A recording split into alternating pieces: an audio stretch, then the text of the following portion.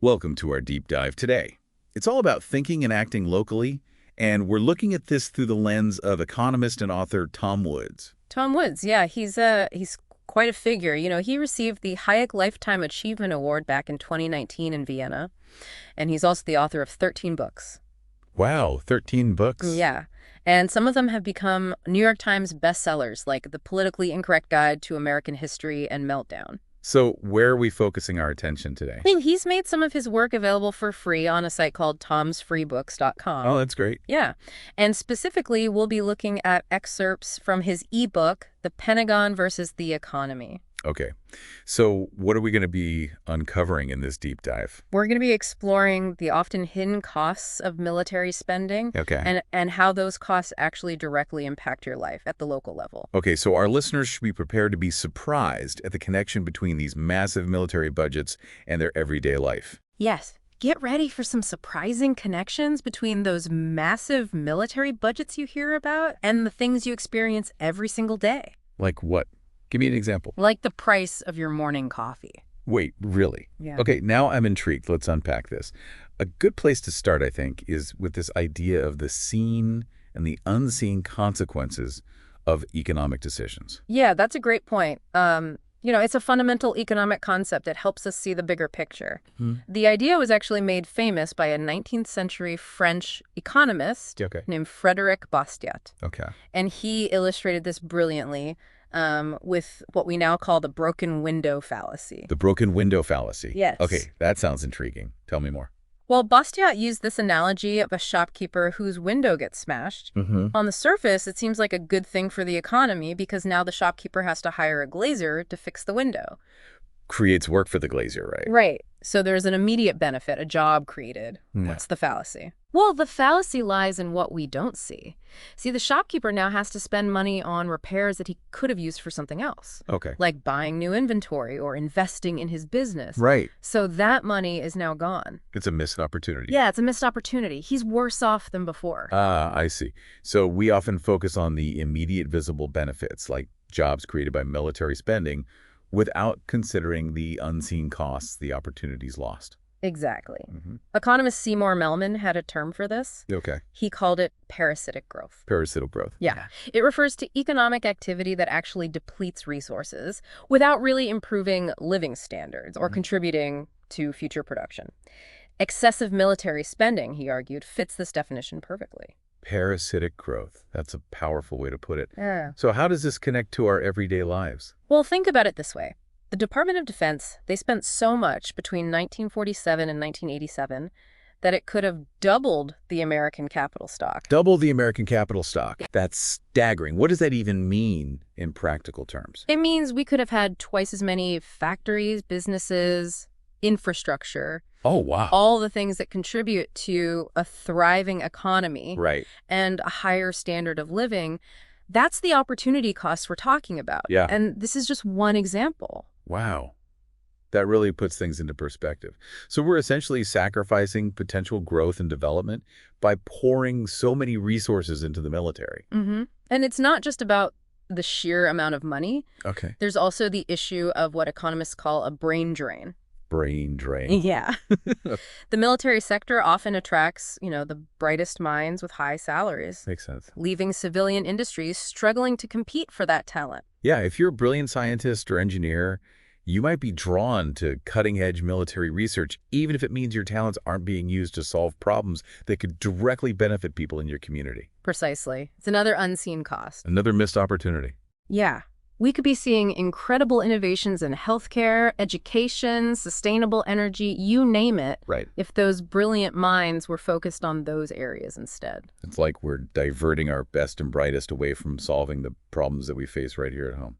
And then there's the issue of how the Pentagon actually spends the money it gets. Okay. The procurement process, the way they buy things, often leads to, well, you could call it distorted markets. Instead of prioritizing efficiency and getting the best value for taxpayer dollars, Right. the system seems to incentivize something else entirely. What do you mean? Cost maximization instead of cost minimization. Okay. Let me give you a concrete example. The C-130J prop plane. Okay, I'm listening. What happened with that plane? Well, it was so poorly designed that none of the 50 purchased by the Air Force were ever put into service. They were Wow. essentially useless. They didn't even work. Yet, Lockheed, the company that manufactured them, was Yeah. still paid 99% of the contract price. Hold on. They got paid almost the full amount for planes that didn't even work. How is that possible? Well, it highlights a systemic problem. The military procurement process, it often prioritizes contractor profits. Over functionality. Yeah, over actual functionality and accountability. Wow. And this is just one example. It sounds like there are countless others. There are countless others. So it's not just about wasted money. It's about a system that seems to reward inefficiency and a lack of accountability. That's incredibly frustrating. It's a symptom of a much deeper issue, and we're just scratching the surface here. Right. But it gives you a glimpse into how the system operates and why understanding these unseen costs is so important. This is really making me rethink how I view military spending. I never considered these kinds of consequences before. And we're just getting started. There are even more layers to this, more tactics that are used to secure funding for military projects, even when those projects are questionable, to say the least. We'll dive into those next. Okay, so we've been talking about the unseen costs of military spending, the opportunities lost when resources are diverted to the military. I'm starting to see how this connects to thinking and acting locally, but I'd love to explore that connection more deeply. Absolutely. Earlier, we were discussing how that military spending from 1947 to 1987 could have doubled the American capital stock. Right. Let's imagine for a moment what our communities might look like if even a fraction of that money had been invested differently.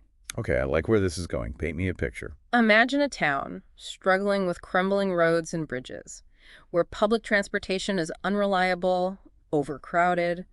Now imagine a portion of that enormous military budget being redirected to address those issues. Okay. Suddenly, smoother commutes, safer bridges, and a more efficient, accessible public transit system. Yeah.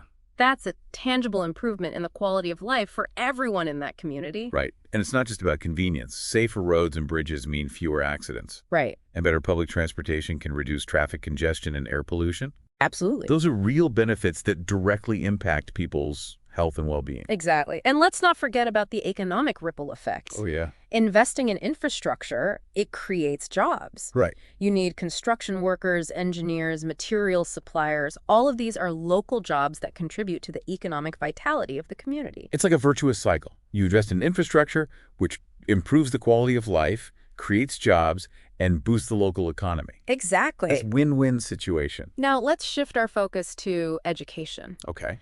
What if instead of pouring billions into weapons systems, we invested a significant portion of that money in our schools? Oh, I can already imagine the possibilities.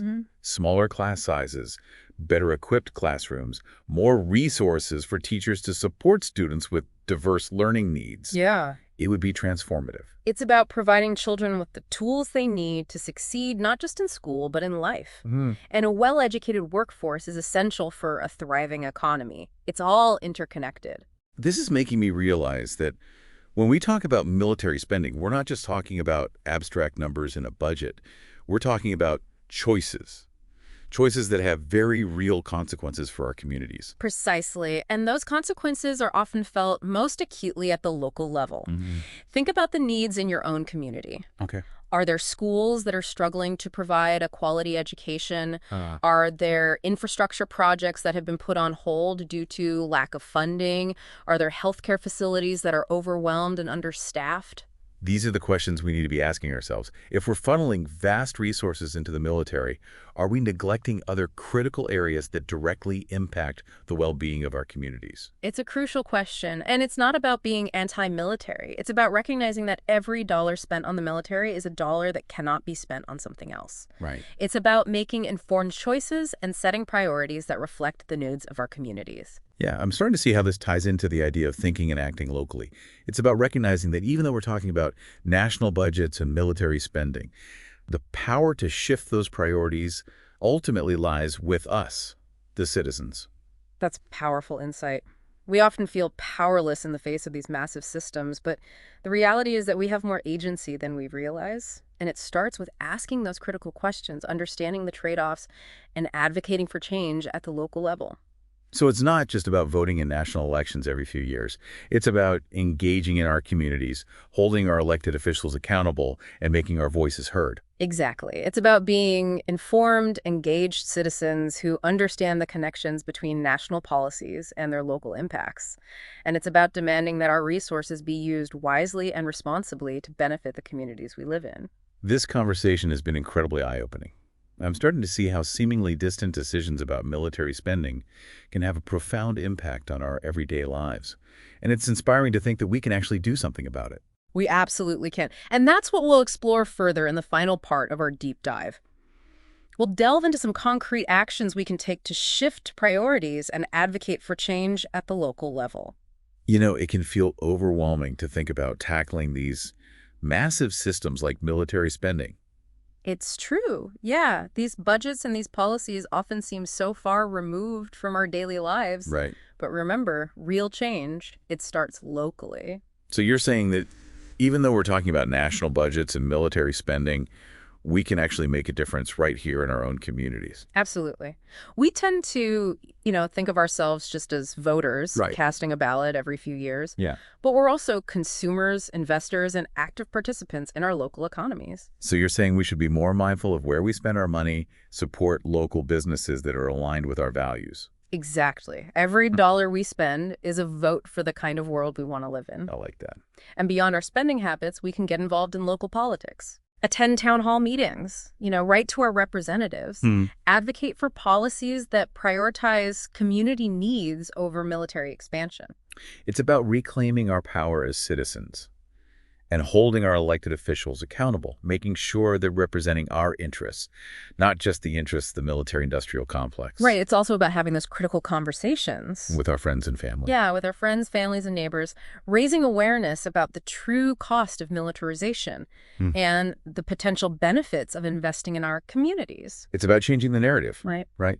Moving away from this idea that military spending is the only way to ensure security and prosperity. Because true security, it comes from strong communities, Right. a healthy environment, Yeah. and an educated populace, Yeah. not just from weapons and military bases. I love that. It's a much more holistic view of security. Yeah. One that recognizes the interconnectedness of our lives and our communities. And it's a view that empowers us to act, to make a difference right where we are. Yeah. So I'll leave you with this final thought.